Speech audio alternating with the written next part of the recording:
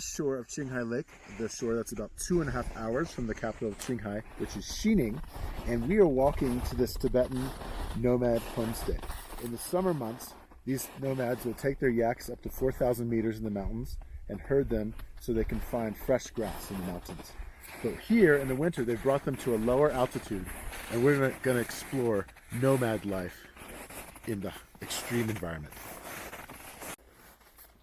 Okay, we're here at a Tibetan nomad house. It's Qinghai Lake at 3,200 meters. And as you can see, there's no trees here.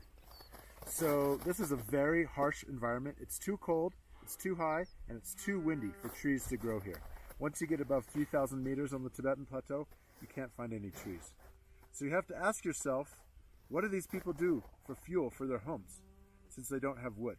Well, this is the answer. This is yak poop, or yak dung, as some people call it. So Tibetans herd yaks on the high grasslands of the Tibetan plateau between 3,000 and 4,500 meters.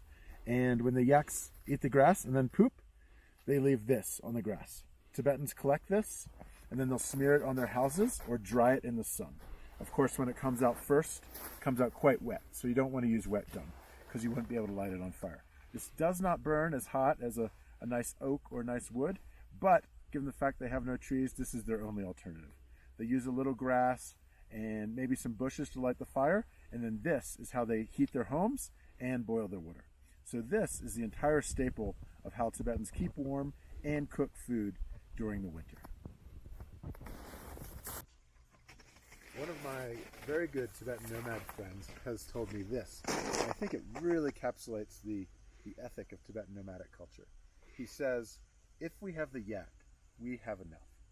And for me, that tells me that in such a barren place where there's so few resources, that for Tibetans, if only they have a few yaks, then they can survive in this really harsh climate. Think about it. Where there's no trees up here, they can't build houses out of wood or concrete. They just don't have the resources. And so traditionally, a yak tent is actually made out of yak hair, black yak hair. That's what Tibetans have lived in. The yaks have been their source of transportation. The yaks have also been their source of food, where they eat yak meat and they make yak butter tea and make yak yogurt or other milk products. So for Tibetan, their food, their transportation, their shelter, and even their fuel from the yak dung, both for cooking and for heating their home, entirely depends on the yak. Just this one animal provides all these things for the Tibetan nomads. So this is really an important relationship. And they have had this relationship for hundreds of years, living sustainably on the land in a peaceful coexistence with the land and the yak.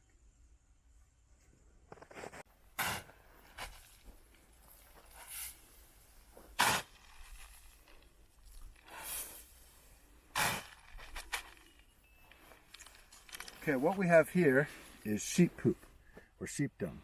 It may not look like much to us, but Tibetans, this is pure gold. This is how Tibetans survive the harsh winters out here. Winters can be often 5 degrees Fahrenheit or negative 15 degrees Celsius. And that's on a warm sunny day. Nights can be even colder. So with 4 to 5 months of winter, that's always below freezing, this is a lifeline for Tibetans and their survival. They absolutely need the yak poop and the sheep poop to survive throughout the winter. Without it, they could not heat their homes and they would probably freeze. This is what enables Tibetans to live at such a high altitude in such an extreme environment.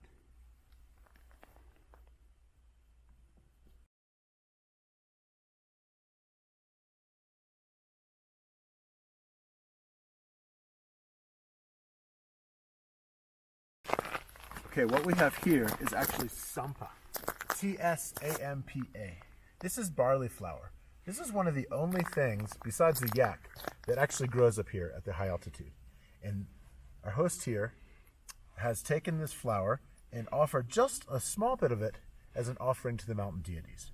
This is a staple that most Tibetans eat almost every single day for breakfast. So imagine eating this barley flour, combining it with a little butter and hot water, and making a little bit of a porridge or something that's a little bit like a Play-Doh ball type consistency. And that's what these Tibetans eat every single day for breakfast. So they don't have a lot of resources up here, So they have to be content with a few things that they have.